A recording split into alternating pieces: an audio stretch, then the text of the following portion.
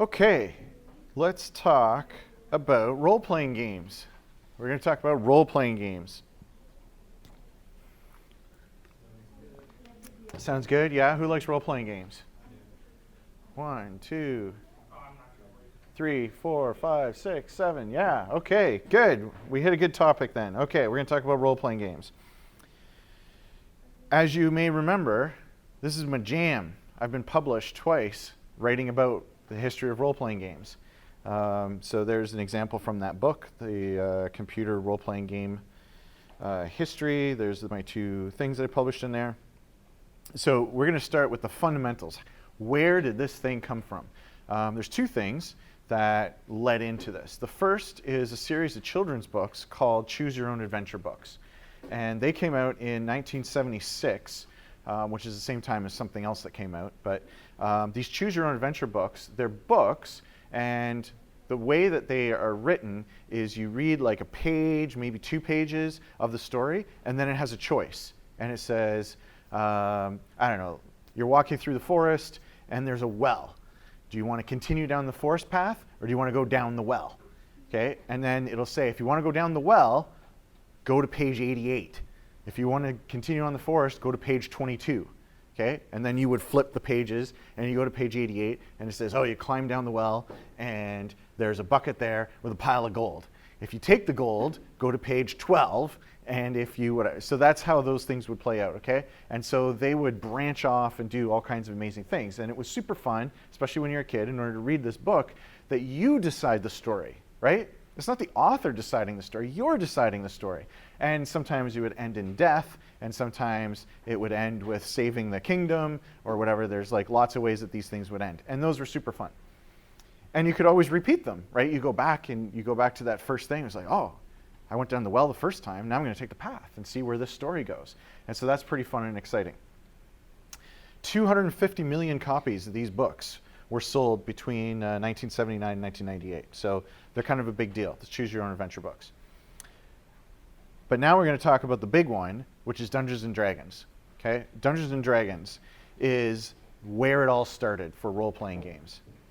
And it introduced this concept of role-playing in a game. Up until this point, you have people playing Clue and Monopoly and Bingo, Ludo, like games are like in this certain category of thing where maybe you have a board and you have pieces and maybe there's a die or you have cards or something like that. But Dungeons and Dragons introduces this crazy concept of you take on a role that's different from you, and there's no board and there is no pieces. And what do? You play in your imagination. That's where you play. And we're like, what? That's really crazy. And so Dungeons and Dragons is the foundation of everything that happens in role-playing. And what this diagram here is trying to show you is that there's multiple paths or directions that role-playing games have gone in since. So you have action RPGs. They start off like Dungeons and Dragons, but they kind of go in their own thing. Japanese RPGs started off with the Japanese trying to make something like Dungeons and Dragons, but then they went really different from where they started from. MMOs like World of Warcraft, they're trying to do something like Dungeons and Dragons.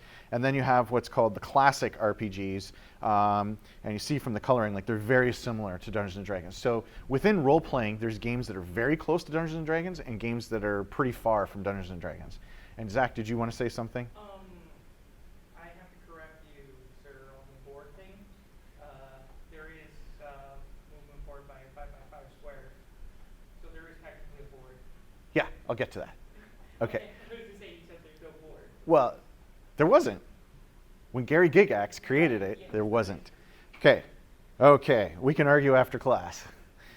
Okay, so I'm going to teach you Dungeons and Dragons. So we're just going to play a big old game of Dungeons and Dragons right now, and then we'll call it class. How's that sound? Yeah, sorry. It's not happening. Well, I'm going to teach you Dungeons and Dragons and very quickly what it's like. And this is a great book, by the way, Dungeons and Dragons for Dummies. I mean, that sounds great, DDD.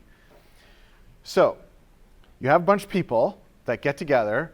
It's usually 5, and you have players, which are those awesomely hooded people, okay? And then you have someone that's called the Game Master or Dungeon Master.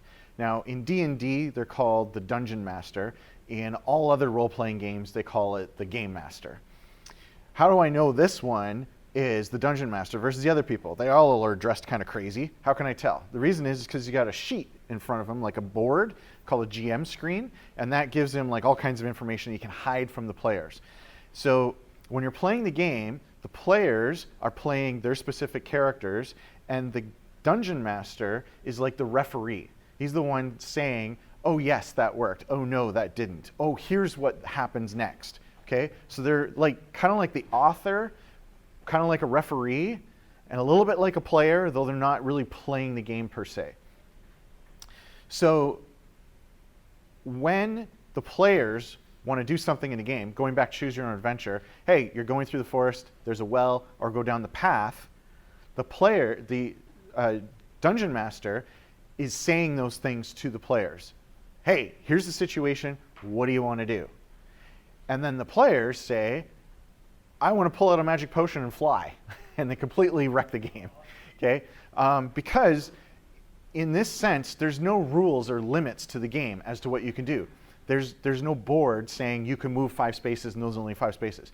Anything the player can think of is what they can do in the game. Some players get a lot of excitement out of wrecking things for the game master who has prepared this beautiful story and this big plan, and they're like, screw all that, I don't want to do that. Let's just go, some other direction. Let's just keep going north until we get to the North Pole or something like that. And then the Dungeon Master has to react in real time to what these people are saying that they want to do. And they are making things up as they go along. So if you've heard the term improv, Dungeons and Dragons involves a lot of improv, which is I don't have anything prepared, so I'm just coming up with things off the top of my head. And that is what makes it so engaging, is because I don't want to go down the well. I don't want to go along the path. I want to fly. I want to see, hey, are there any dragons around here that I can fly on or something? And then the Dungeon Master's like, yes, you heard that there's some dragons to the west. And they're like, hey, let's go to the west. And then like the whole thing spools out from there. Okay, so you're dynamically creating a story and setting and rules based on the player's choices. There could be a map, which Zach wanted to point out. There could be a map on the board. That helps, but it's not necessary. Okay? If we wanted to play a role-playing game in the cafeteria right now, all we need is some dice. Maybe you don't even need dice, but you don't need a map or anything. But it really helps to have a map. And if you can see in the picture, there's like little pieces on the map, like miniatures or something. That's just kind of showing you, especially when you get into situations like combat. It's like, well, how far away am I from the troll? Am I close to the troll, so I use my dagger? Or am I far from the troll, so I should use my bow and arrow? That's why we have a map, so you can kind of see like what's going on. Sometimes it's hard to track everything in your head. Decisions are made with dice. So using a combat example of there's a troll, and we're all trying to fight the troll, I'm going to whip out my dagger and I'm going to stab the troll. Does the Dungeon Master say, okay, you just hit? Or does he say, okay, you miss? Like, that's pretty arbitrary and not terribly fun if the person is just deciding whether you hit or miss. So the rules in the game have you roll a special die, usually a d20. Other systems have different things, but usually a 20-sided die. And then the Dungeon Master, the referee, right, they're not really playing, they're just refereeing. They say, if you want to hit the troll, you have to roll a 15 or higher. And now the player, it goes, okay, if I have to roll 15 or higher, maybe I'm not going to use my dagger. Maybe I'm going to use something else. And then they roll their die, and it comes up a 16. They hit. And so that's where the rules kind of kick in to give some guidance to the game so it's not completely arbitrary. You can play without dice. And if that's your jam, you want to do that, you could do that. So that's where the dice are. And there's this other thing called the character sheet. How do you know to hit the troll with your dagger? How do you know that it's a 15 that you have to roll? Maybe it's a 10, maybe it's a 2. How do you know that? The character sheet has tons of stats on it, tons and tons of numbers, so that when you say, I want to fly, then you know what to roll. I want to shoot, then you know what to roll. I want to try and seduce someone, then you know what to roll. I want to lie about something, you know what to roll. I want to set a trap, then you know what to roll. So there's like so many things that you could imagine. So role-playing games have bazillion rules. They have tons and tons of stats and tons of rules. And this is something that makes them a little hard to get into.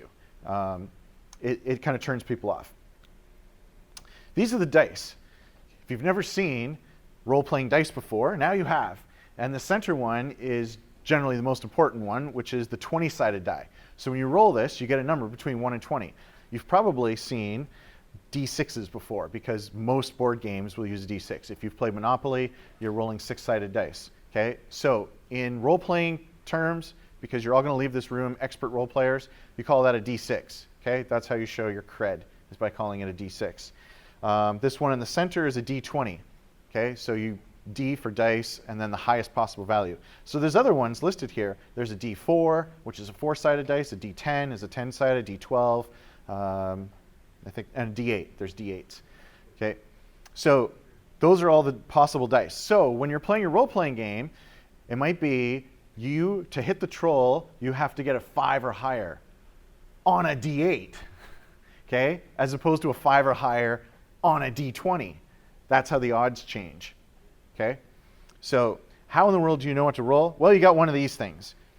This is a character sheet. It's an example of a character sheet, and it has a whole ton of numbers on them. But the most important numbers are the ones that I'm pointing at with the arrow, and those are called your stats, or your stat block. And they are made up of these 6 values. Strength, which is how tough, strong you are, maybe how long you can run, climbing ability, hitting people with sticks, like anything that strength would be involved. Maybe there's a stuck door, you're trying to push the door, that's strength. Next one is dexterity. Dexterity is how nimble you are. If I wanted to jump up on that table and dance around or something, that would be a dexterity test. Gymnastics, anything like gymnastics, leaping, jumping, climbing a rope, those might be dexterity checks. Con is constitution. That is kind of how tough you are internally. That would be, like how much you can be hit, how much damage you can take before you die. Int is intelligence. So if you're dealing with a noble lord and they ask you a question about history of that realm, you would do what's called an intelligence check. Can I remember with my head what the thing is that they're talking about? Can I come up with that answer? The player themselves may not know the answer, but maybe their character knows the answer. There's a separation and a unification between player and character. So maybe I don't know, but maybe my character knows. And you do what's called a knowledge check or an intelligence check. Certain puzzles in the game will test your intelligence as opposed to testing your strength. Wiz is for wisdom. Wisdom is just knowing the ways of the world, how things are. Knowing that trees, grow a band each year, so they can walk up, look at a tree, and go, this tree's about 10 years old, and that tree's about 50 years old. Those would be examples of wisdom. And the last one is cha, or charisma. And charisma is how exciting or seductive or beautiful your character is. Okay, so their ability to talk, to persuade, to represent themselves and get people to do what they want. So it's kind of like the talking aspect. So just using those 6 things, pretty much anything you can imagine, we could do a check against these things. Okay, so you want to teach a class? What would be teaching a class? What stat would we use? Okay. Somebody want to take a guess? What stat would you use for teaching a class? Intelligence. I would agree with intelligence. Maybe charisma. How well you project yourself and talk. Okay, so that would be an example of that. Okay, what about trying to, you're all tied up in ropes, you try to break out of the ropes. What would that be? No. Strength. Yeah, you try to bust out of the ropes. Okay. What if you're trying to pick a lock? So there's a locked door, all you have is a dagger, maybe a pencil or something. What would that be to try and finagle the lock and get out? Intelligence is a good guess, but it's actually dexterity. It's dexterity. It's like your fingers, like are you able to move the thing very precisely? Okay? But intelligence is a very good guess. Okay, so anything you can dream up would come down to these 6 stats. Some better than others. Did you have a question, Senga? I just wanted to say for like wisdom versus intelligence, wisdom is like street smarts and intelligence is like book smarts. Thank you. Yeah. Let's not get any religious debates here. I think that's a good clarification. I was going to say, Okay, so continuing on with our character sheet. So when you play a role-playing game, you have a character sheet, and I just showed you like those are the stats, so you know how you can do these particular checks. Okay, because somebody's going to have a character, maybe they're very smart, book smarts. Another one's going to have a character, and they're really, really dumb, but very charismatic. Okay, maybe there's certain presidents of the U.S. that you can imagine being like that. Okay, so the next thing here is the gear. Gear is the stuff that the characters wear, or like it's the sword that they have, or the helmet that they're wearing to protect their head, armor that they're wearing to protect themselves from blows. It could be rings. They could have a ring that makes them fly. How do you know that? How do you know they have these things? It's written on the character sheet. Okay, so when the GM is running the game and the person says, hey, I want to fly, they're like, wait a minute, you can't fly, you don't have wings. He's like, I got a ring of flight, right? And how would I know that as a GM? I look at his character sheet, oh, he does have a ring of flight. Wow, how'd you get that thing, right? So that's why it's labeled on the character sheet, the gear. Okay, the next thing is you have what's called a class, and a class is essentially a job. It's like, what do you do? What kind of character are you? And this is just an example of some things. I'm a wizard. Well, if I'm a wizard, then I do spell casting. Okay, I'm a ranger. Well, that means I shoot my bow and arrows, and maybe I can ride horses really well. I'm a thief. Okay, I'd be really good at lock picking. Probably not so good at fighting. So the character class is very important for a lot of gameplay reasons. And so when role players are getting together and playing a game, maybe they've played the game initially as a fighter, and now they want to play it as a wizard, because you can't solve things with strength anymore if you're a wizard. You're going to use your intelligence, you're going to use spells in order to overcome things. If you play as a thief, then you have to overcome things with cunning, climbing ability, breaking into things, tricking people. So there's different ways of playing based on your class. And there's all kinds of different classes. Those are just a few examples. The next thing is you have this thing called experience and levels. As you do things in the real world, you get better at them, okay? As you come to each class on the history of video games, you learn a little bit more about the history of video games. You can't help but learn a little bit about the history of video games. And so the way we represent that in the game is that like improvement, as you do things, you're improving, is through experience. We call them experience points. And so the idea is once you've done enough things, little things, then you level up. And your level determines the abilities that you have. So using a magician, maybe the magician at level 1 is able to make enough fire to light a candle. That would be level 1.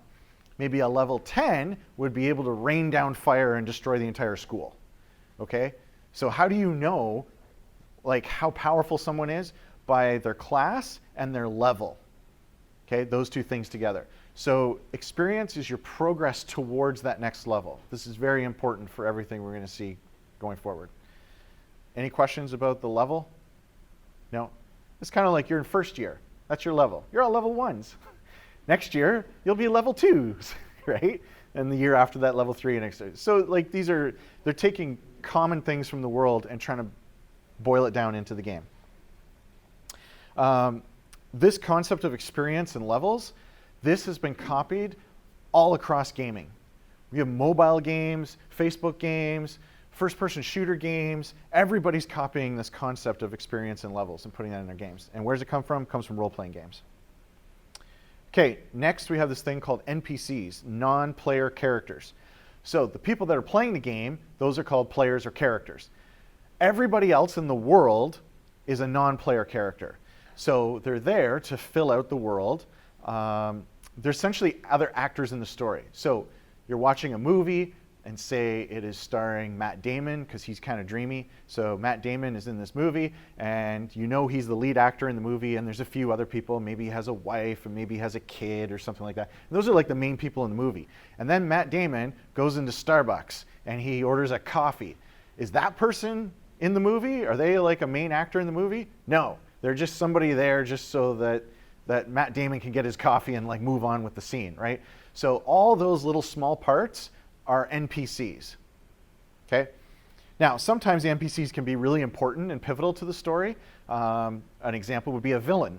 So there's a villain, he's trying to kill Matt Damon, okay, in a movie. Well, in a role-playing game, then that would also be an NPC, but they're like a major NPC. They're also the ones who give out what's called quests and rewards. Quests are missions. So what do you do in this game? What are we doing? We're all sitting around and we've got these funny dice and there's some guy who's dressed up and he's making up stories. Like, what are we doing? Usually there will be some kind of a quest or a mission. And a lot of times it is somebody got murdered. Okay, that's a very common one. There's a lot of TV shows about that. Well, a lot of role-playing games are around that. So somebody got murdered. We don't know who did it. Go figure it out. And that's the game. Somebody like, okay, well, let's look at the clues. Let's examine. What would that be a check of? Examining the body? Zach? It would be an intelligence investigation. Intelligence investigation check. Yeah, it's going back to one of those core stats, okay? So if you're doing that intelligence check, so let's say we're all playing with Zach and he's GM and we're like, okay, I want to investigate the body, and he decides you got to get a 12 or higher in order to find a clue. So we roll the dice and I get a 4. That means the body has no clues. And now how is the story going to progress? I don't know. That's the referee's job. Zach has to figure out how the heck am I going to get these people to solve the murder when they can't even find the first clue. Yeah. So that is how role-playing games are played. The next thing is loot. A lot of role players are there for the loot.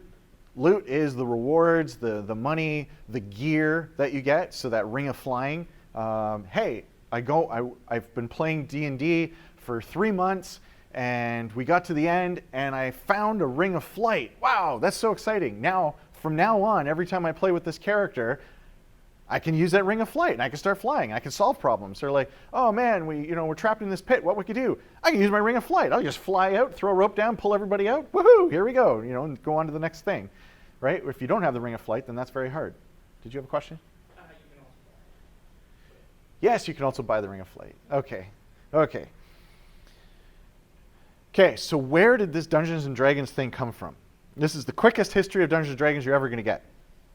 This guy, Gary Gygax, I've read 3 books about him and the creation of D&D.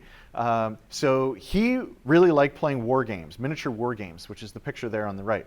And he was like, hey, we're playing these historical war games like Romans that are fighting against the Celts, or Napoleonic Wars, or the American Civil War. Like, we're playing all these things. What if there was like magic and dragons and all that kind of stuff? Wouldn't that be kind of cool? Yeah, that sounds kind of cool. So they created this thing called chainmail, this thing, which was, hey, you take your historical miniatures and we kind of make it a little bit like Lord of the Rings. That's what they were trying to do. They're trying to bring Lord of the Rings into the historical miniatures game.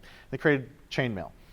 And they thought, wow, that's kind of cool. What if we got rid of all the historical miniatures part and we just had like the kind of magical characters and doing cool things? And he decided to test that out on his kids. He had like a 13-year-old and a 10-year-old.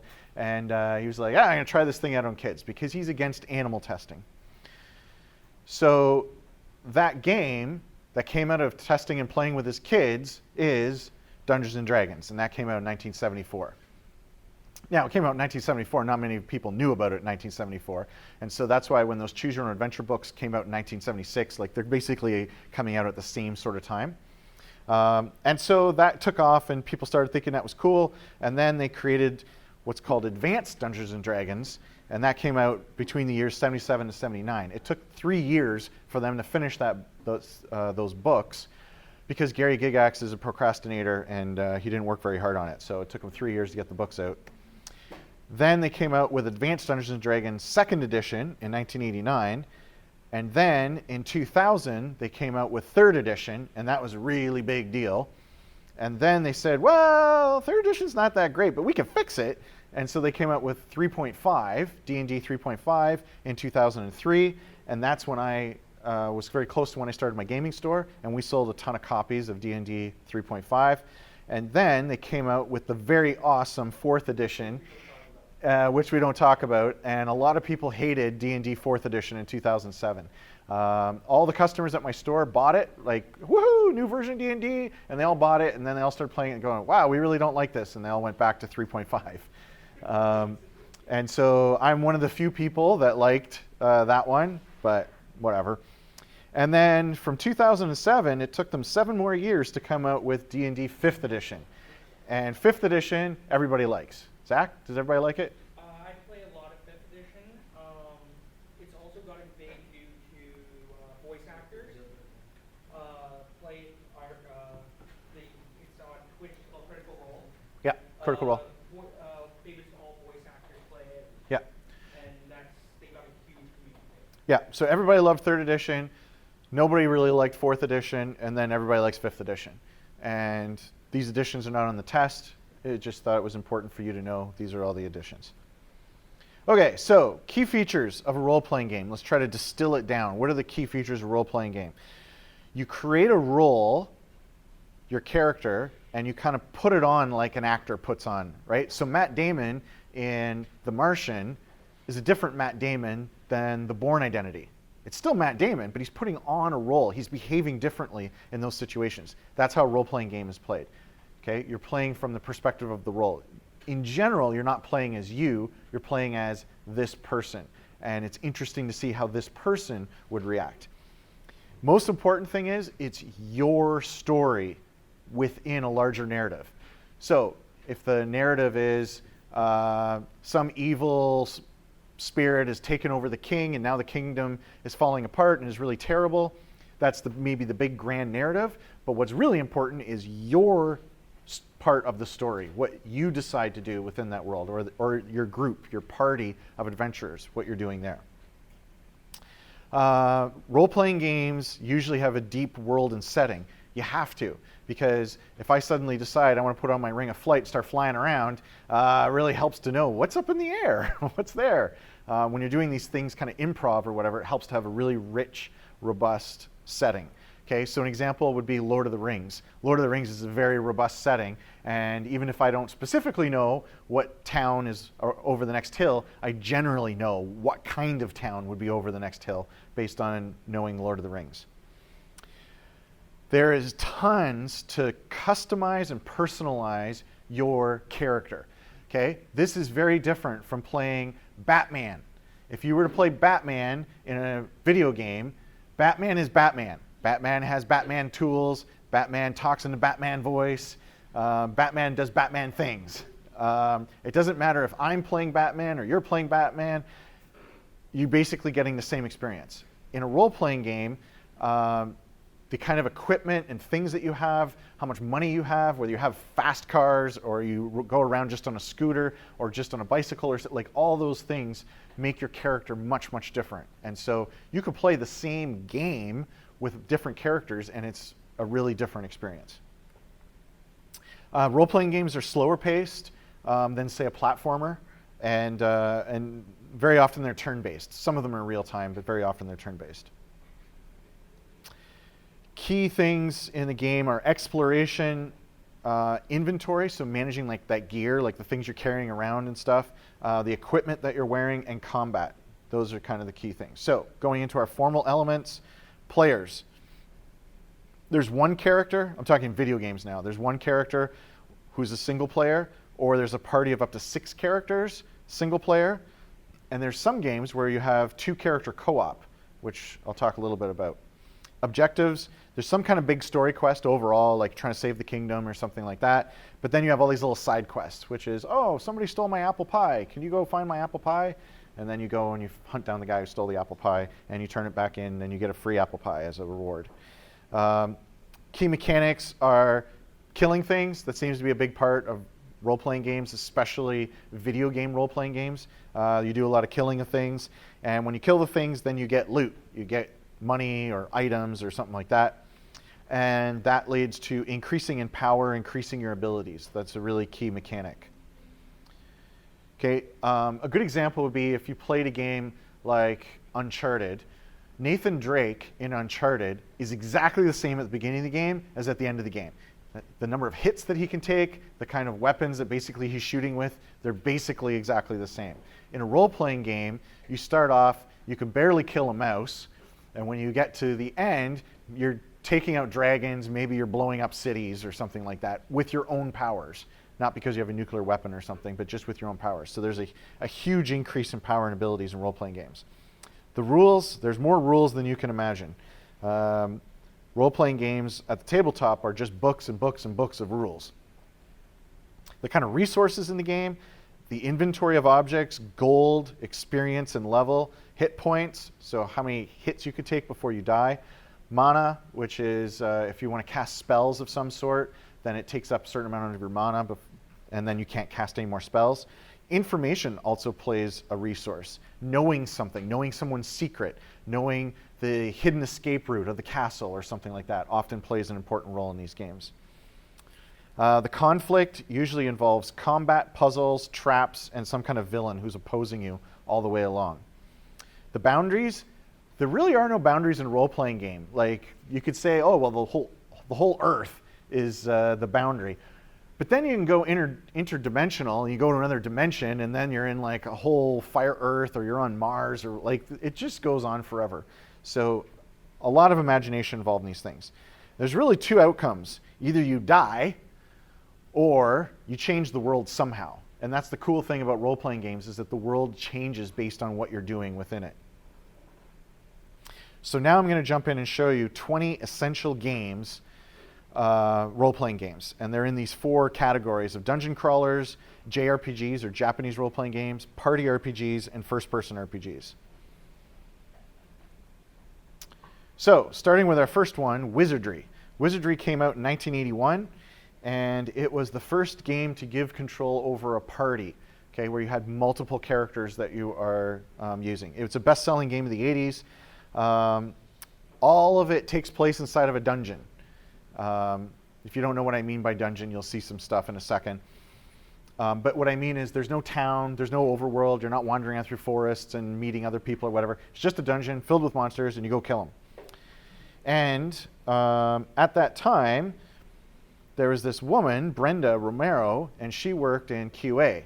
And she becomes pretty important because eventually, she started off in testing, but eventually became the lead designer. There are 8 sequels to this game. Wizardry has 9 titles, and Brenda Romero designed the last one, but worked her way up through all of it. So let's take a quick look at Wizardry to see what this first role-playing game looked like on a computer.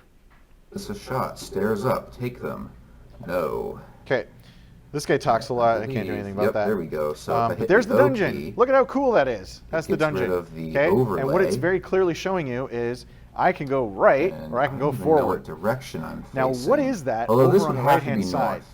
Because if Graph I'm in the paper. lower left, Because there is no Yeah. map So, that you can see just in the make a game, note. so you have to map it There's out a on graph paper, and this wall is what he there, goes and he and a does. wall Okay, there. and you're like, holy That cow, was why very would you do easy, that? And the answer is starting because out it's fun, for a damn it. single That's why we encounter do to it. kill you. Okay, you're So mapping there's out the supposed to be dungeon. no shame. And so I'm just going to skip ahead, and because we don't need to watch this guy make his map. Okay, look at how much his map he filled in. Okay, as he was going along, he was marking out things. All And right, so works for me. these early role-playing So- games worked in, like, you step forward one Namrock's block. gonna Why? Because fight? they're working from graph paper, which basically. That's group? why you go forward one block, undead then you kobolds turn and and go forward kobolds. one block. Let's try So the here's kobolds. combat, And he and will fight he's the got the 6 kobolds, characters at the bottom, and and they orcs. are So choosing he's a what priest. each He can character try should to do. Should the dispel. character So fight? he'll try Should to the character dispel cast the a spell? undead. Should then they all he defend can do themselves from with the a back parry? row He's like locking in all these hide. choices, and then Oh, I once should've all those looked at what choices are locked people's in, then it's going to play out. spells were. And this is how it plays at the tabletop. It's like, okay, I've you're already walking made a along to huge class, mistake. and goblins jump I out. don't know what What do spells you they can do? even And everybody at cast. the table say, well, I do this, I do this, I do this. And then once Well, everybody's made their decisions, all right. then the game master will tell you kind of what happened. So Yes, now that's he's done that, putting in all his then. orders, Tries to and then it stab tells the you what kobold. happened. Okay, Oh, this killed person one, dispels, this person dispelled 3 attacks, this person monsters. does damage. Hit one That's of them. enough of that. Okay, that was Wizardry. That was the very first one, 1981. Okay, new topic. Okay, this guy, he's super important. He's on the test. His name is Richard Garrett. And he goes by a different name, which is Lord British, which is his gaming name. Okay, so Lord British. In his first year of college, he wanted to make a game like D&D. Hey, you guys are in first year of college, so you're in the same life stage as this guy. And he's like, hey, I want to make this game just like D&D. He started working on it alone. He got a little bit of help from a buddy. I assume it's a roommate or something. And he created the first open world game. So take that, Grand Theft Auto. He created the first open world game. And his game is called Ultima. His first copy of Ultima sold 50,000 units in 1981. So it came out the same year as Wizardry. And his second one that he did a year later sold 100,000 units. And then Ultima 3 came out in 1983 and sold 120,000 units. Ultima 2 was published by Sierra. Remember that big adventure game company, Sierra? Yeah, they published this thing, Ultima 2. They knew that it was going to be a big hit. That's why it jumped from 50,000 units to 100,000 units, because Sierra got behind it and helped really market that thing. Okay, so let's take a look at this Ultima thing that this guy created. He created it on the Apple II computer, but I believe I'm showing you video from the DOS version. Let's move on. We need to press spacebar. Now this is character creation. Do you recognize these things? Strength, agility, or dexterity.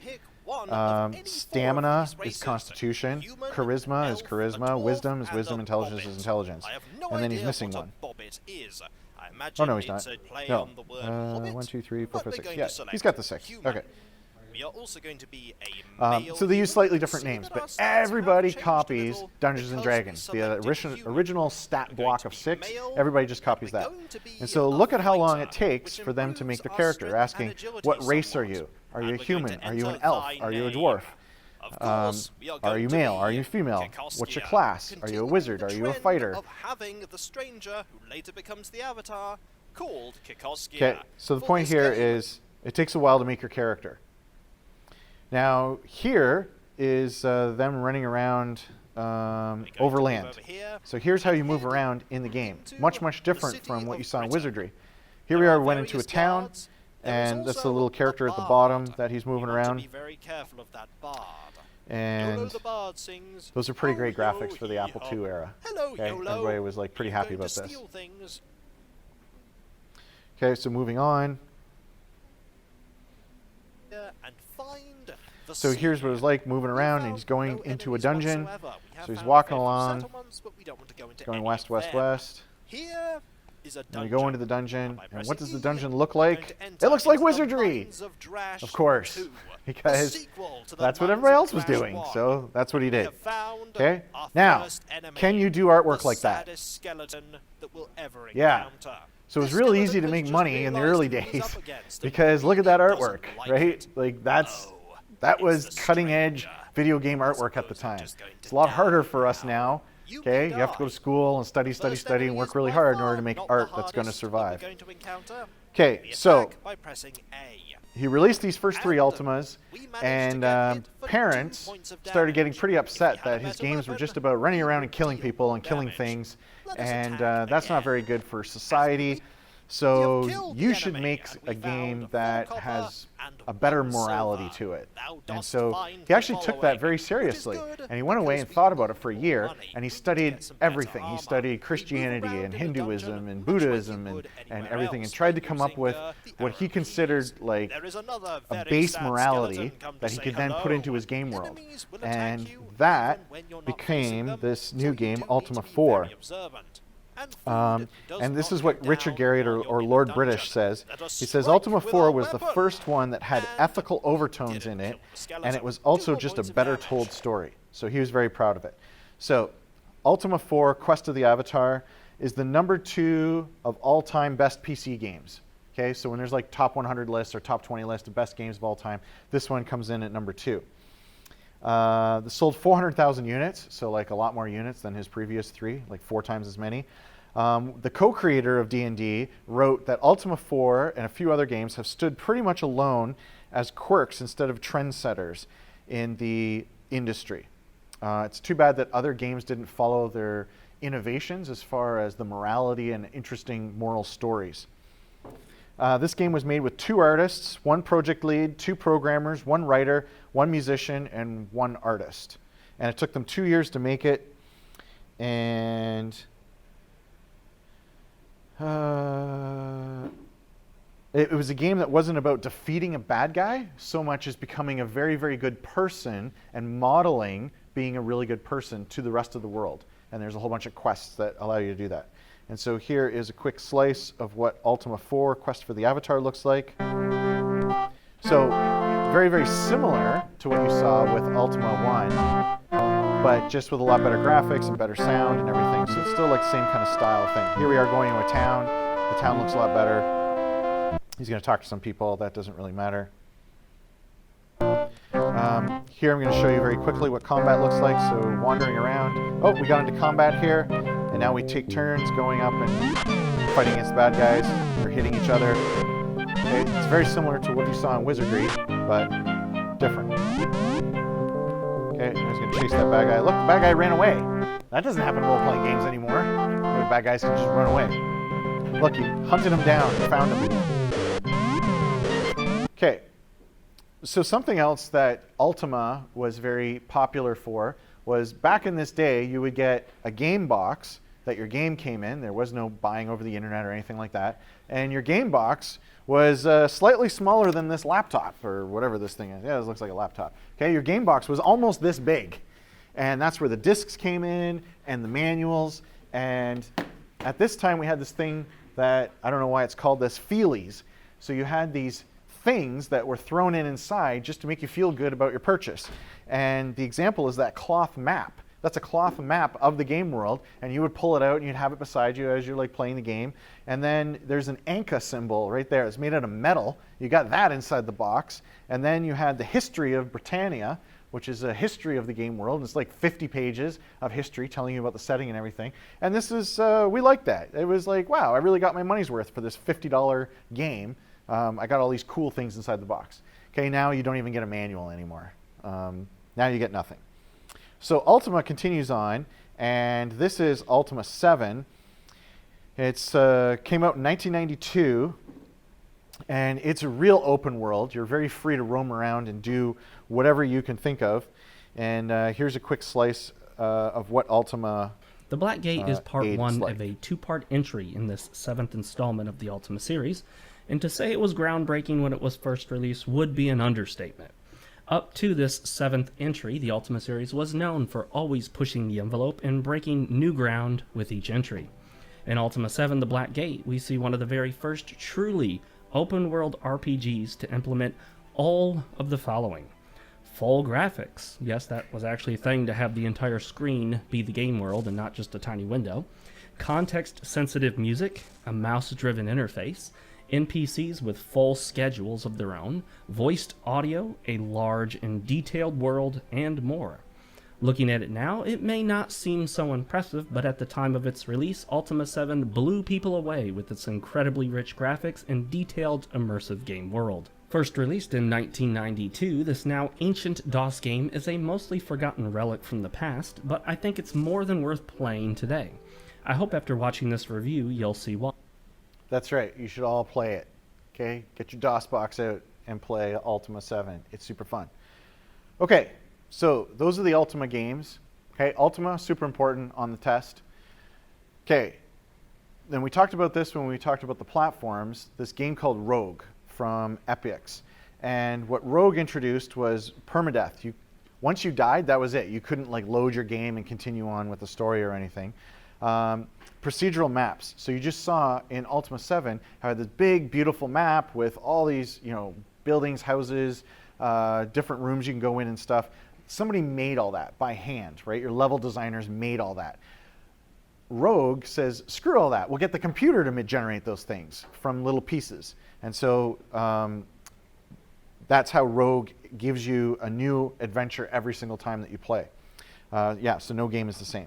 And it's turn-based. And what were they trying to do? They were trying to bring D&D to the computer, okay? They were trying to bring D&D to the computer. Everybody's trying to bring D&D to the computer. So we already talked about it, so that's all I'll say about Rogue, but it's super important. Okay, this next game is The Bard's Tale. And the Bard's Tale takes things in a different direction.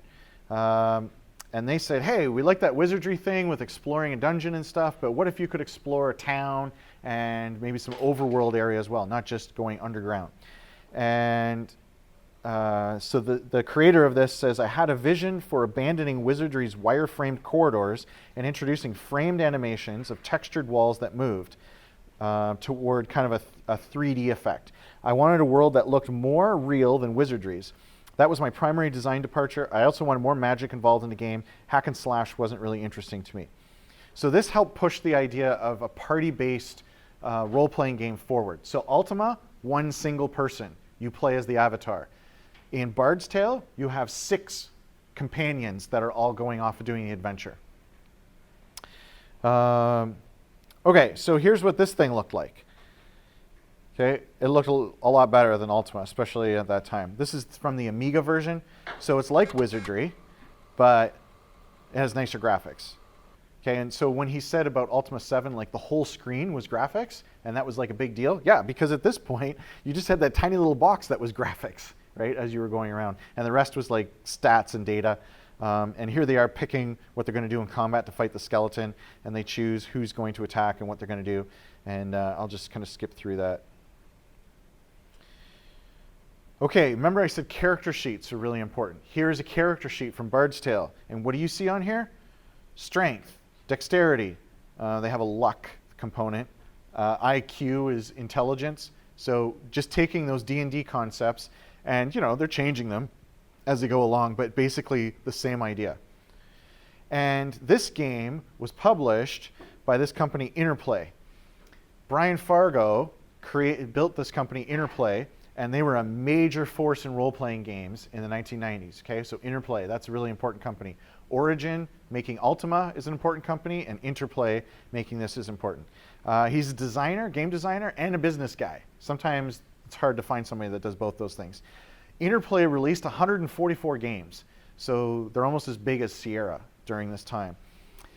These were the guys that were first ones to get Lord of the Rings as a license, start making games based on Lord of the Rings. They were the first ones to get Star Trek license, start making games based on Star Trek. They made adventure games. I didn't talk about it in our adventure game thing, but they made adventure games.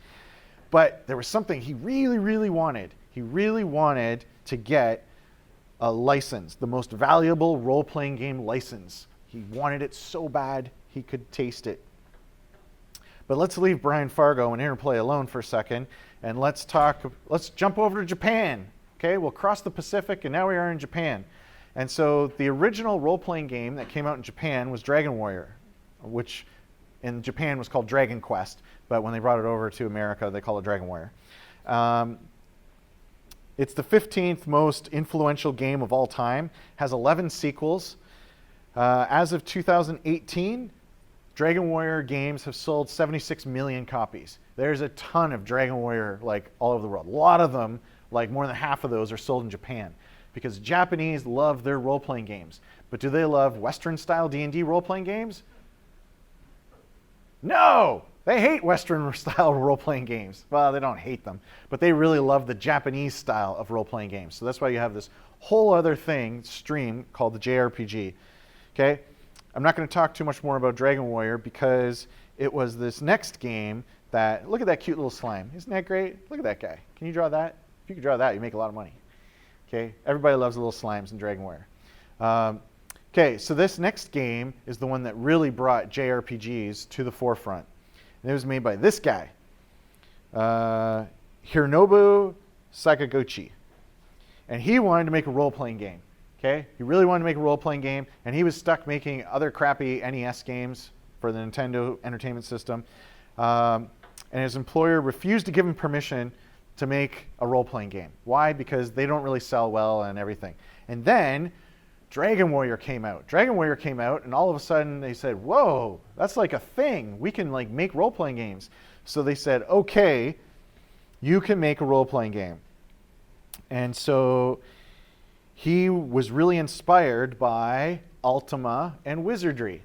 He was like, how can I bring Ultima and Wizardry to the Nintendo system?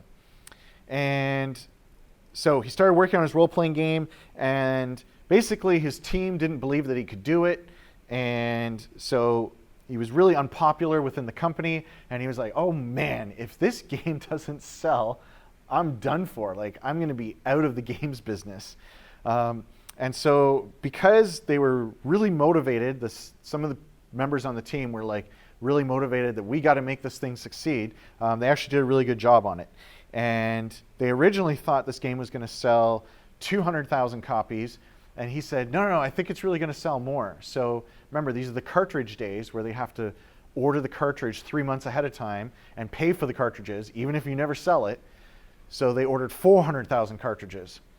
And this game went on to sell 520,000 in Japan, another 700,000 in North America. So this game that is Final Fantasy, and it sold 1.2 million copies. And it was a huge deal. And it's ranked the 11th best game on the Nintendo Entertainment System. Now, why in the world is this thing called Final Fantasy? Well, there's a couple reasons. The first thing is because he thought it was going to be his last game ever. So he was like, okay, this is it. This is my only chance. Final Fantasy. The second thing is Square, the company that made this game, was having financial difficulty. So if this game didn't succeed, it was going to be the company's last game, and there would be no Square. And so that's another reason it was Final. And the third reason is they just thought it was cool if the initials were F and F. So they knew that it was fantasy, and then they were trying to pick some of their F word to go at the beginning of that, and so they chose Final, and that's why it's called Final Fantasy. So my wife thinks it's hilarious that there's Final Fantasy 13, because she's like, it's not the Final Fantasy, there's 13 of them. She thinks that's really funny. Okay. So this is the game that popularized the JRPG, that really made things go in North America. And so here's a little bit about what the dungeon crawling and stuff looks like. You have a party of characters, and we're exploring the dungeon. And here we are going into the equipping. Now notice how simple that equipment is, right? From that character sheet that I showed you for the character sheet of the real D&D, where you had like 15 slots of stuff that you could have. In Final Fantasy, you have 2 slots. Something you put on your body, something you hold in your hand. Okay, extremely simplified. And here is the combat, and they're going through and picking what they do for each character, and then you watch it come out, and you see how much damage they do to the enemy. And it has a really great soundtrack, which people still enjoy to this day. Okay, now something that is really terrible in role-playing games is what's called grinding. So remember how I said that you need experience points in order to get your level up? Well, Final Fantasy was especially bad. Look, he's just going around and around in a circle so that he can get into combat. So he gets into combat, he kills some monster, gets some experience points, level up, get a little bit stronger, so that he can go back and run around in a circle and kill more things. And eventually, you can get really, really strong, and then it makes the game a lot easier for you. So that's something that as game designers, you always have to be aware of, is not making your game too grindy. Okay? As soon as he wins this combat, you're going to see what he does next. Okay, we got the gold, we got the experience. What does he do? Just run around in a circle looking for more monsters to fight. And it's just the same thing over and over and over again. And these games are designed in such a way that really reward that kind of play, and it's pretty darn terrible. Okay, so as I told you, people are trying to bring Dungeons & Dragons to video games, but nobody actually licensed Dungeons & Dragons. So this company, you see at the bottom, SSI, Strategic Simulations, Inc., they were the first ones to get the D&D license. In 1988, they released this game, Pool of Radiance. First advanced Dungeons & Dragons game, so advanced D&D, I think it's first edition. This became the template of all D&D games going forward on computers. They took the Bard's Tale 3D exploration and they added in some of their own things, like tactical combat, where you can actually see your character moving around on a grid and attacking different monsters. And you can export your character. You win this game, you save your party, and you can load up the second game and continue on with the same party. And then when you win that game, then you go into the third game and continue on. Who did that recently? Trilogy. Kind of famous. Oh, you're killing me. Mass Effect. Mass Effect allowed you to continue your party from Mass Effect 1 to 2 to 3. Nobody knew that? Oh. Okay, so here is how Pool of Radiance looked. You're greeted to glorious 16-color EGA graphics, and you have to create your party. You can So select here's a character race, creation. gender, class, and the stats for each character are randomly generated, so you'll be spending a good amount of time rolling and re-rolling until you get a party you're comfortable with.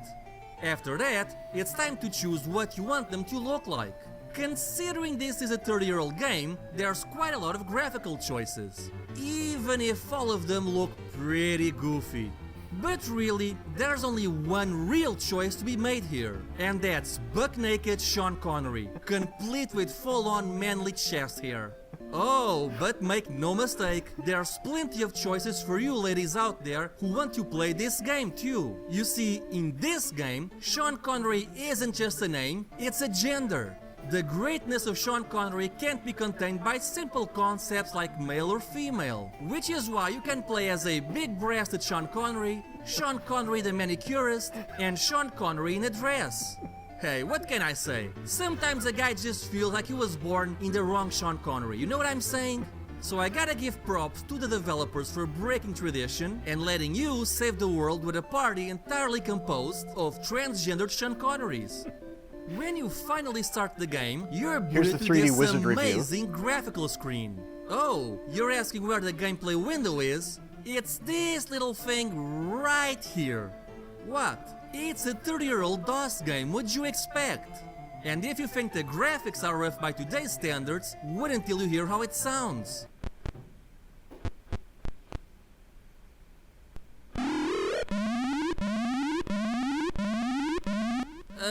Yeah, I think I'm gonna need to add some music here. Hold on. Okay, Ah, so that's much Pool of better. Radiance. By the way, guys, bonus And points they to went on to whoever- make a whole bunch of games. This company, SSI, Strategic Simulations Inc., they dominated the computer role-playing market, okay, from 81 to 1990. They got the D&D license in 87. They had it until 1994. They released 30 Dungeons & Dragons games over this short period of time. 30, that's a lot of games based on one IP.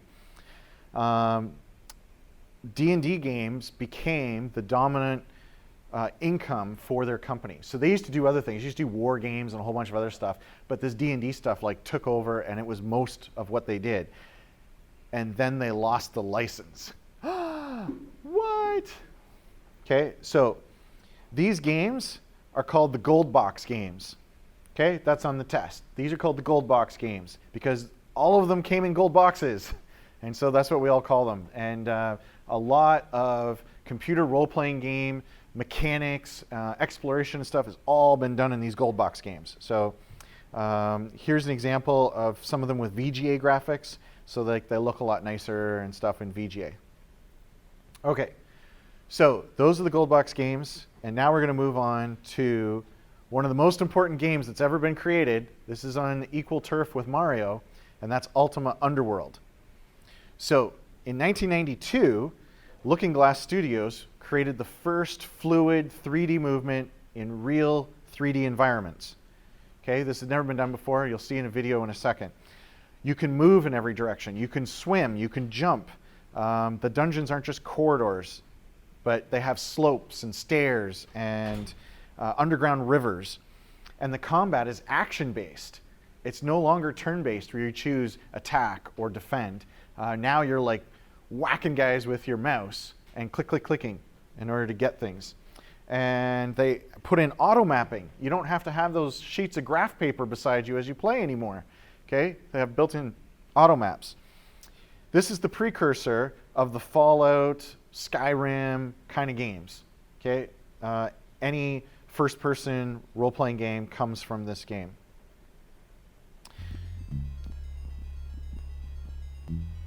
So here we are moving around in fluid 3D. Look at that rotation.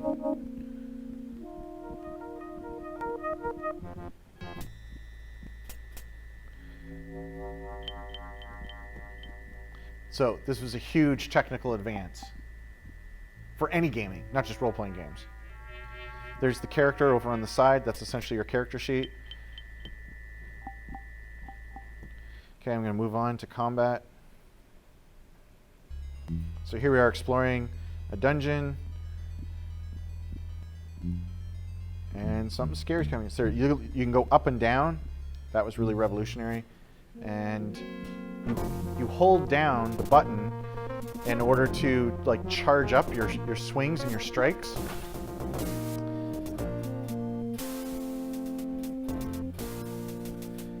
And now that they killed the creature, they're going to look at this thing.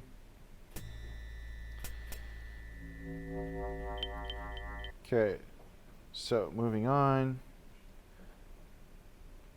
Got a simulated world. This is the auto Blue mapping. Sky I'm not going to listen to this guy. released Okay, this so game in here's the map, and as you move around, it 1992. fills in the map. But you studio can put your own which custom Leno notes on was the map. You later can type out renamed whatever you Looking wanted. Glass, It was really the cool one for its that time gave to be able us to do all that. sorts of Okay, wonder- so this guy, anybody recognize him from our platforms? Who is this guy?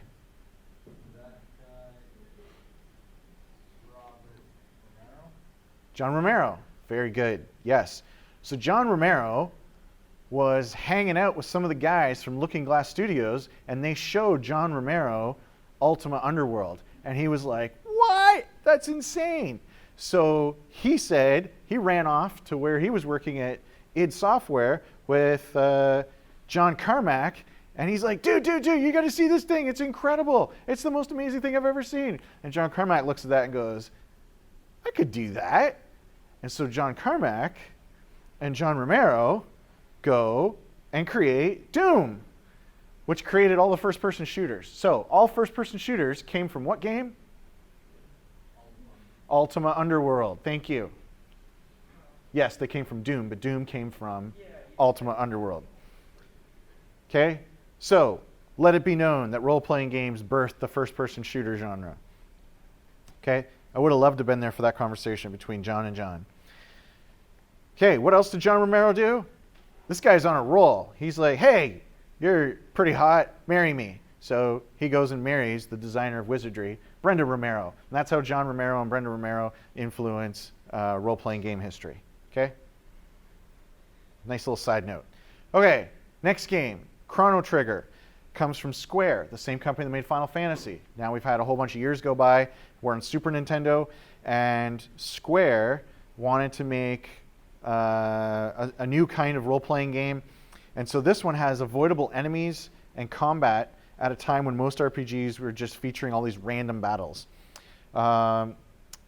It has a really cool time travel technique. Okay, and you're going to see in this little video what Chrono Trigger is. Okay, the underlying brilliance in Chrono Trigger is in how it gains momentum the more you play it. It's so easy to get sucked into this game because the story is told so well. Basically, Chrono goes to a fair to check out his friend Luca's new invention. On the way, he literally runs into a princess without knowing who she is yet. She ends up getting caught on the wrong end of a failed Luca experiment and sent back in time 400 years. Whoops. Chrono, of course, volunteers to go get her, triggering a domino effect that sets the whole story in motion. And that's just the very basic start. I won't get too into detail. But the story just keeps building and building to the point that you want to keep playing just to see what happens next. And not once is there a moment as a player that you say, well, now what do I do? It's always intuitive. And just as an aside, if you've never played this game before, just wait until you get to the Zeal Kingdom in 12,000 BC. The music, the atmosphere, and the presentation... Okay, Chrono Trigger is considered the best role-playing game of all time, especially on console. And it's still for sale today. You can still buy it today. Okay, Square, so they're a big force in Japanese role-playing games, kind of like Origin and SSI and Interplay. They come out with Final Fantasy VII. Now, Final Fantasy 1 through 6 all came out on Nintendo hardware. And they wanted to bring this out for the N64, but the N64 was going to have cartridges, and Square said, that really sucks. We want to use CDs. And so they said, screw you, Nintendo, we're going to go on to PlayStation. And so they went and made this thing for PlayStation. And this game was massive. I told you before about some of the big adventure games and the budgets on those. Like the first one that broke $1 million budget, and then the next one with Roberta Williams broke $2 million budget. This game in 1997 was $80 million. $80 $80 million. This is the most expensive thing ever made. It's the most expensive thing ever made until very recently, when you had things like Destiny and Grand Theft Auto 5 and stuff. Like, those ones became more expensive. But up until about 3 years ago, this was the most expensive game ever made. Took 100 people, and it brought Japanese role-playing games into the mainstream. So here's just a little slice of it. We looked at this a little bit when we were talking about platforms, because this thing helped sell PlayStations. They used an interesting technique of like really simple polygons for the characters to run around on the screen, and then they had really nice pre-rendered backgrounds. Okay, so like very realistically rendered backgrounds. And it worked. I don't know. Maybe today you think it's like really jarring to mix those two things, but it worked back then. So like that's really nice. Like you couldn't, very hard to hand paint things like that. Okay, I'm just gonna skip over that for time. Now, what do game developers really want to be making? Movies. I don't know why they always want to make movies. We want to make movies. So this guy with Final Fantasy VII made $1 bazillion, and he's like, you know what? Screw you. I'm not going to make video games. I'm going to make a movie. And that's where you get Final Fantasy the movie coming from. And what's really crazy about this movie, besides being a terrible movie, has absolutely nothing to do with Final Fantasy at all. If you played Final Fantasy 1 through 7, nothing you saw in those games has anything to do with this movie. He just wanted to call it Final Fantasy the movie, so people would come and watch it. I'm not sure what's going on there. Okay. So, let's take a 2-minute break. And then we'll come back and talk about some really famous Canadians. Ready and go.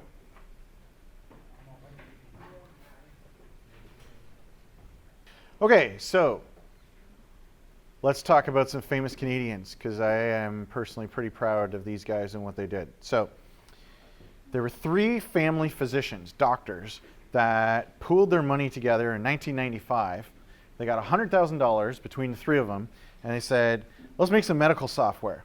And then they said, screw medical software, let's make video games. I always want to make video games. And so they said, okay, fine, let's make a video game.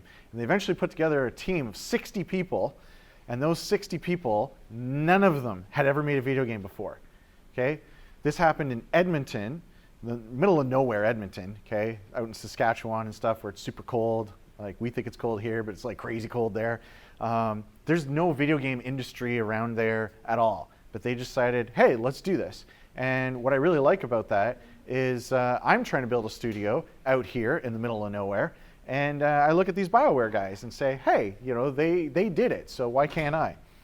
So they founded a company called BioWare.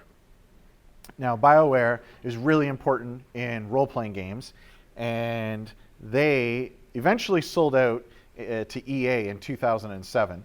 It now has 800 employees working at BioWare.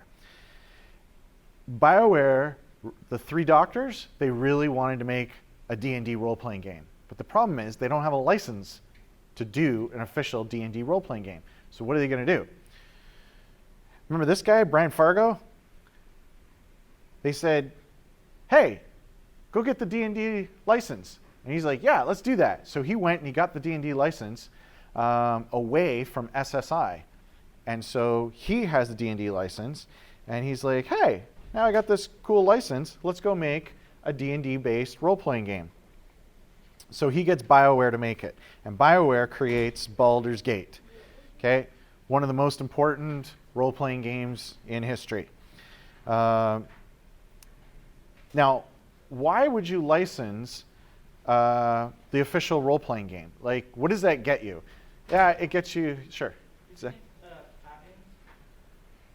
No, it has nothing to do with patents. Copyright, I think, is what you're talking about. Yeah, there's copyright, so you know you're not going to be sued or something over copyright. But yes, it gets you like a fan base. Like, let's say there's 100,000 people that love D&D or whatever, and you put D&D on it, bam, you get those people. But what else does it give you? D&D comes with tons and tons and tons of background lore and campaign settings. So you get these rich, beautiful worlds kind of for free. I mean, you have to pay for the licensing and stuff, but all of a sudden, blammo, you got like 700 pages of background, story, setting that you can then make a game from. So this game, Baldur's Gate, kicked off a renaissance of rich RPGs that are still going today. We're still feeling the effects of Baldur's Gate. They stunned players with their beautiful isometric graphics. They created a pause and give orders gameplay. So the game plays in real time, but as soon as you hit the spacebar, it goes into pause mode, and now you're turn-based. Now you can like make all your decisions and then run the game. They introduced RPG romances between the player's character and the NPCs in the world. You never had that before. And it's all based on the Advanced Dungeons & Dragons 2nd edition. Here is the character generator. Very detailed, lots of stuff there. The stat block, everything that you saw at D&D was in this game. Here's the character sheet for the inventory. Kind of looks like the character sheet. So these guys are bringing D&D to the computer like very seriously. And so let's take a quick look at what Baldur's Gate looks like. Okay, here we are going through the process of creating a character. So, unfortunately, no Sean Connerys. And you could do custom portraits, so this guy chooses his own picture.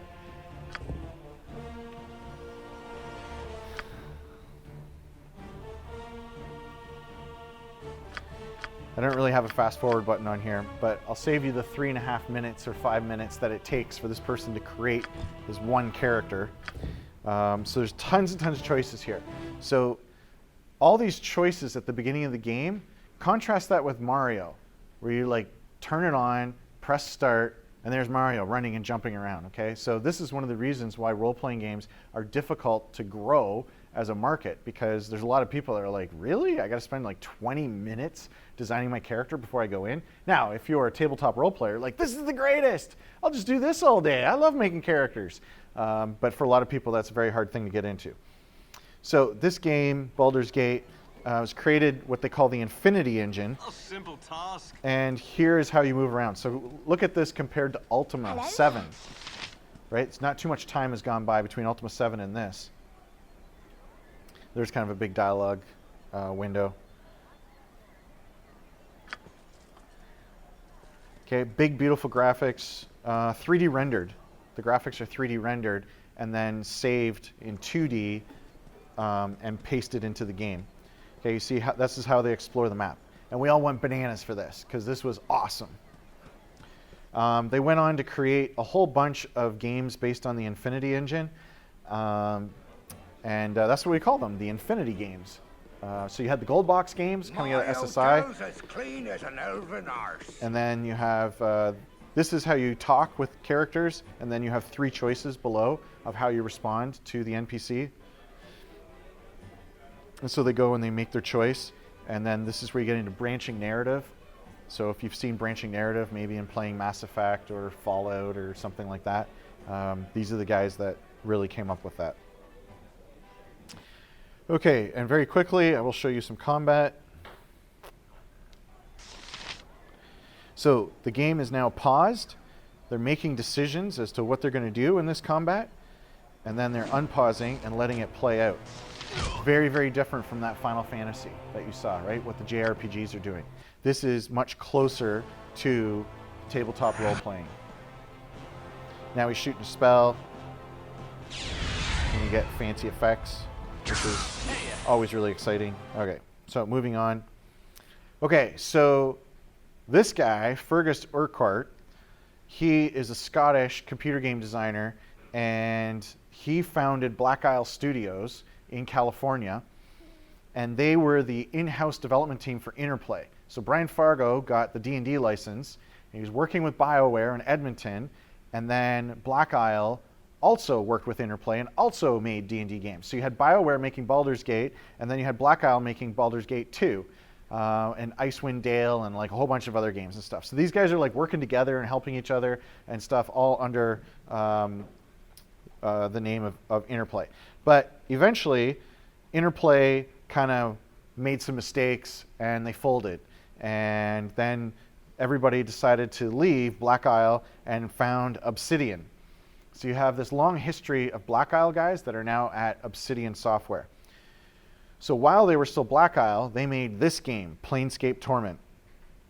Came out in 1999, so 2 years after Baldur's Gate, and it used the Infinity Engine, and it's one of the few games where you can play the entire game through without fighting anybody. If you use dialogue options, if you use charisma and intelligence, you can bypass all the challenges in the game. So this game is super well written, and here's a little blurb from somebody talking about how amazing this game is. Consider Planescape Torment to be the best game ever made, and I mean that genuinely. It's an amazing, amazing game. It's a deeply personal tale of magic and morality packed with amazing companions and some of the best writing to ever be put into games. Planescape is a D&D setting where belief is the most important force in the multiverse. If you believe in something strongly enough, it can and will happen. You can make plants grow, NPCs will narrate your actions before they happen, and entire planes of existence, entire worlds can be forged out of lost regrets and deeply felt emotions. With the recent release of the Enhanced Edition... Okay, I can't show any more of that. Okay, Planescape Torment is so well written that fans have gone in and extracted out all the dialogue from the game and published a book. You can just read Planescape Torment. It's that good. Okay? This is unheard of in video games to have that level of writing. And so people do. Okay? That's on the test. Okay, this next one, you saw Diablo with that Diablo video. This is Diablo 2. Diablo 2 in 2000 came out and really pushed forward this idea of the action role-playing game. So, as you saw in regular Diablo... Stay a while and listen. Hack and slash. 2 words that describe Diablo 2. You Another just 2 run might around, be fun kill and things, get the freaking loot. awesome. Got rid of all Okay, that that's story, 3. all But that anyway, nonsense. released in building a 2000 by party Blizzard of Entertainment, characters and Diablo 2 is the everything. sequel to Blizzard's So, highly popular Diablo and picks up the story pretty much it's right just like, where let's the get to the last good one bits, left off. which is You play as the the new hacking hero, and chasing slashing Diablo and 1's getting first cool hero, gear and leveling up. as they have been corrupted by Diablo's soulstone, fighting hordes red upon for hordes the of health demons, devils, and over on undead the along the left, way, and the meeting up blue with for old the friends mana and over saving on a the city right. or two, That as comes you do. from Ultima You'll eventually Underworld. face off against the Okay? prime evils Ultima Underworld Mephisto has and the influenced revived everything. Diablo in this first Okay. non-expanded version. Now, just to give you a little taste, this guy, Ken Levine, who went on to create System Shock 2, Thief, and Bioshock Infinite, he worked at the same company that created Ultima Underworld. And I just wanted to show you here that role-playing games can be other things, not just medieval fantasy D&D type games. So here's one's based on comic book characters, and it's called Freedom Force. And here is a character sheet for this game, all done in a comic booky style. Here's examples of like how you can pick up things in the world, like cars, and throw them at stuff. And it's just a comic book, like a Marvel kind of superhero thing set in the modern day. And for time reasons, I'm not going to show you even how it's played out. Okay, the next big thing that happened in role-playing games comes from that company BioWare out in Edmonton, and that is Neverwinter Nights. Now, what are these role-playing people always trying to do? They're trying to bring D&D that they experience at the tabletop with their friends. They're trying to bring that to the computer. No game has accomplished that more than Neverwinter Nights. Because Neverwinter Nights, yes, it has 3D graphics, and that looked really cool, and they used 3rd edition rules, and that was really cool. But they gave you the tools to create your own campaigns within this. So yes, you could play the game as they gave it to you, but they gave you this tool set where you can create your own stories, your own monsters, and then not only that, to have your friends like log in through the internet to your computer and you all play together, and you have a special tool, the Dungeon Master tool, that allows you to run the game and make the decisions. And if you have voice chat and stuff, then you can like do it all through this game. This is the closest thing you can get to D&D. And this thing sold 1 million units, and this game became the foundation for World of Warcraft and The Witcher. And I'm going to show you just a tiny little taste of this thing from their trailer. Okay, you got 3D graphics, you got You are a welcome sight as always. cool special effects. If you played World of Warcraft, this does kind of look a bit like it.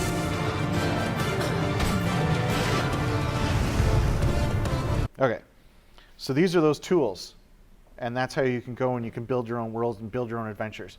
People are still playing this thing today. There's over 4,000 mods that have been created for this game. Like, this thing is crazy. Okay. Next, BioWare comes out in 2008 with Mass Effect. And Mass Effect was exclusively to the Xbox 360. And it made me go buy an Xbox 360 because I was like, what? BioWare is making like a space role-playing game? That sounds awesome. And so I went and bought one just to play this game. And here is a trailer, or no, a review of Mass Effect.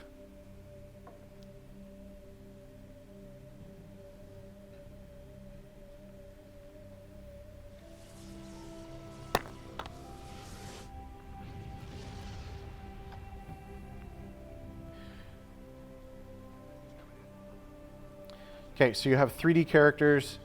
You can roam around in the world in your spaceship and on the ground. Hi, this is Eric Rudvig from the IGN Xbox 360 team, here with a Mass Effect video review. Mass Effect is an action RPG from the acclaimed development studio BioWare, which if you've been following the Xbox, you know them from games like Jade Empire and Knights of the Old Republic. With that kind of pedigree, the expectation... Okay, looks real pretty. Okay, moving on. BioWare, the people that created Baldur's Gate, got away from the D&D license because they're like, hey, we don't have to pay those suckers. Everybody loves us now. So they created Dragon Age Origins. And this game was super awesome as well. And it was basically a better version. BioWare has created some epic games in the past. Better version of Baldur's Neverwinter Gate, Nights. Knights of the Old Republic, and Mass Effect, to name a few. Now comes Dragon Age, a game that's every bit as giant as their past efforts. The sheer amount of stuff that you can do in this game is mind-boggling. I've played well over 150 hours, and I've only done some of the things that you can do in this game. Yeah, you're really going to have to clear out a few weekends for this one. The story's very good. There's a ton of characters, history, and details that really bring the world to life. The general back... Okay, it's real pretty, it's real nice, everybody loves it. Okay, in Belgium is this little company called Larian Studios, and they wanted to create a role-playing game like Baldur's Gate. And so they were really inspired by Ultima 7 and Baldur's Gate, and they're like, hey, how could you do that with co-op? How could we get two people playing a role-playing game together? That was a really interesting concept. And so that's what they did. And they made this thing, Divinity Original Sin. And so even if you play by yourself, you still have two characters in your party. And if you play with someone else, then they get to switch between characters, kind of like the way the LEGO games work when you play those. They have the detailed character sheets and everything, and that's real great. The little company that could. Okay, so the last major company is Bethesda, and they've been busy working on this first-person role-playing game concept like Ultima Underworld, like how can we bring that to the modern era?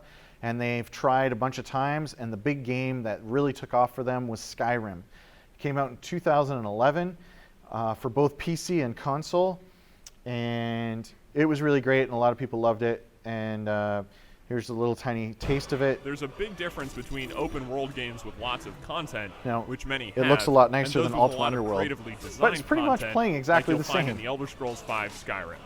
The fifth version of Bethesda Game Studios' long-running role-playing series is an incredible game. A colossal This thing fictional in world 2011 that constantly sold 30 surprises. million copies. Even after over So 100 hours of play, it is the you'll number still one uncover role-playing quests game and by items like and a lot characters that lead compared to these other undiscovered ones. Some of these other ones are big territory hits and at 1 and 2 unexpected million results. units. Not And then only is Skyrim Skyrim comes one out of the and kind best of blows games them of all away. 2011, it's Anybody one of the here have best Skyrim? role-playing games ever made. Yeah.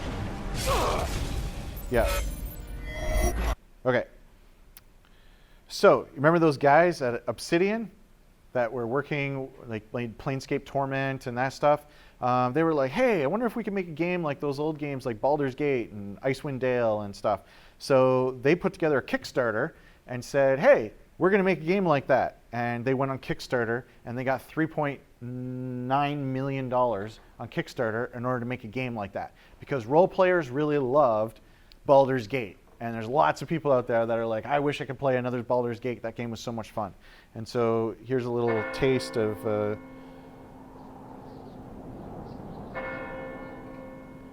what this game looks like. And you're going to say, hey, wow, that looks a lot like Baldur's Gate. And that's the whole point.